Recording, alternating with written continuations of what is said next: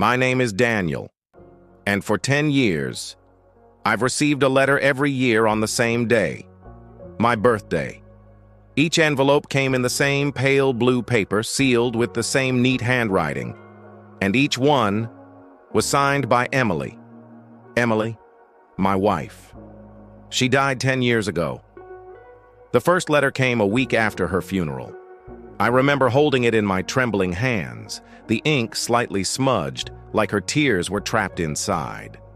It said, "Happy birthday, my love. I hope you still wake up with the sun on your face. Promise me you'll keep smiling for me." At first, I thought it was some cruel joke. But when I looked closely, I recognized her handwriting instantly.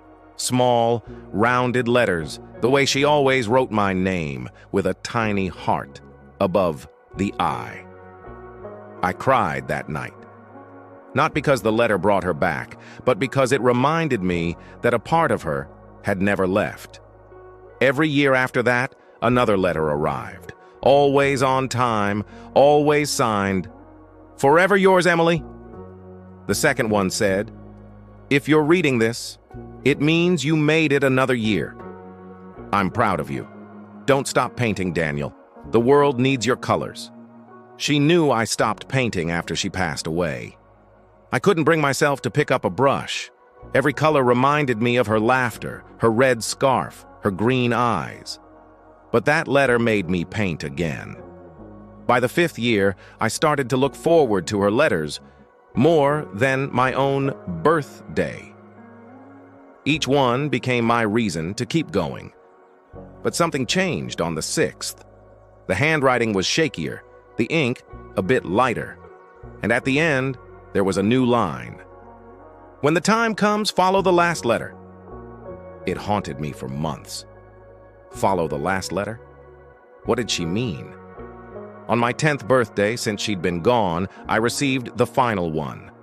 The envelope was thicker than the others, heavier, almost trembling in my hands.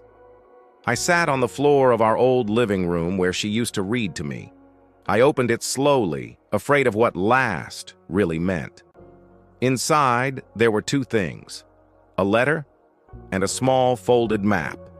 The letter said, "My love, if you're reading this, I know it's been 10 long years. I didn't want you to fade with me. That's why I asked Sarah to send you these letters every year, so you'd keep living, smiling, painting. But now, it's time to say goodbye properly. Follow the map." My hands shook as I unfolded the paper. It was a hand-drawn path leading to the field where we first met, the old oak tree by the river. The next morning, I drove there before sunrise. The air was cold, quiet, almost sacred.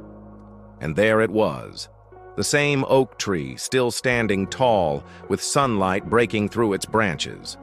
Something was pinned to the trunk, a small wooden box tied with a red ribbon. Inside, there was a key and a note. For the studio, my old art studio, the one I hadn't entered since her death. I drove back home, heart pounding. The air felt different, heavier with meaning. When I unlocked the door, dust danced in the sunlight like tiny ghosts. And then I saw it, a blank canvas on the easel. A note taped to it said, "Finish our last painting." I stared at that empty canvas for hours, and then I began to paint. Each brushstroke was a memory. Her hair in the wind, her smile under the cherry blossoms, her hand in mine the day we said goodbye. When I was done, I realized I wasn't crying anymore. The sadness had turned into something else, peace. As the final rays of sun hit the painting, I noticed something strange. The colors. They blended to form her silhouette. Not clearly, not vividly, but faint enough that I knew. She was there. It's been 3 years since then. No more letters, no more maps. But I still talk to her every night. Not through paper, not through words, but through colors.